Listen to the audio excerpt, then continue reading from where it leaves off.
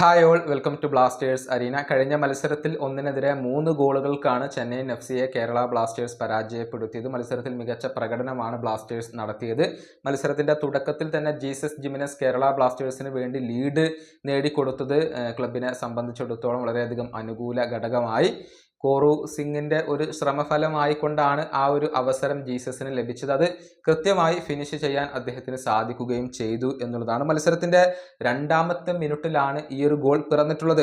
അതായത് 2 മിനിറ്റും 6 സെക്കൻഡും പിന്നിട്ട സമയത്താണ് ഈ ഗോൾ പിറക്കുന്നത്.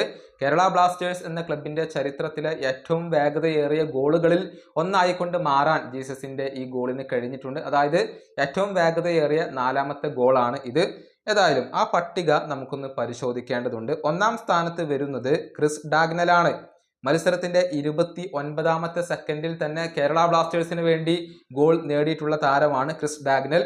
ഇംഗ്ലീഷ് താരമാണ്. 2015 ആ ഗോൾ പിറന്നിരുന്നത്. എതിരാളികൾ നോർത്ത് ഈസ്റ്റ് യുണൈറ്റഡ് ആയിരുന്നു. ഈ ഇംഗ്ലീഷ് താരത്തെ എല്ലാവർക്കും ഓർമ്മയുണ്ടാകും എന്ന് പ്രതീക്ഷിക്കുന്നു. കേരള ബ്ലാസ്റ്റേഴ്സിന് വേണ്ടി 6 ഗോളുകൾ നേടിയ ഒരു താരമാണ് ക്രിസ് ഡാഗ്നൽ. 2015 അദ്ദേഹം ക്ലബിന് വേണ്ടി കളിച്ചിരുന്നത്. പിന്നീട് 2ാം സ്ഥാനത്ത് വരുന്നത് മുഹമ്മദ് റാഫിയാണ്. പൂനെ സിറ്റിക്കെതിരെയുള്ള മത്സരത്തിലായിരുന്നു ഇന്ത്യൻ താരമായ ഇദ്ദേഹം കേരള ബ്ലാസ്റ്റേഴ്സിന് വേണ്ടി 48ാമത്തെ സെക്കൻഡിൽ ഗോൾ കണ്ടെത്തിയത്. 3ാം സ്ഥാനത്ത് വരുന്നത് സെർജിയോ സിഡോഞ്ചയാണ്.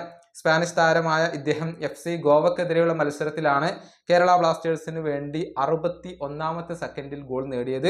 ഇങ്ങനെയാണ് ആദ്യ 3 സ്ഥാനക്കാർ വരുന്നത്. 4ാം സ്ഥാനത്ത് ജീസസ് ജിമിനസ് വരുന്നു. 2 മിനിറ്റും 6 സെക്കൻഡും പിന്നിട്ടപ്പോഴേക്കും അദ്ദേഹം ചെന്നൈക്കെതിരെ ഒരു ഗോൾ കണ്ടെത്തി എന്നുള്ളതാണ്. ഏതായാലും ആരാധകർക്ക് മറക്കാനാവാത്ത ഒരു പിടി ഓർമ്മകളാണ് ഈ താരങ്ങൾ ഇപ്പോൾ സമ്മാനിച്ചിട്ടുള്ളത്. ഈ വീഡിയോയുടെ അവസാനിപ്പിക്കുന്നു. അടുത്ത വീഡിയോയുമായി വീണ്ടും കാണാം.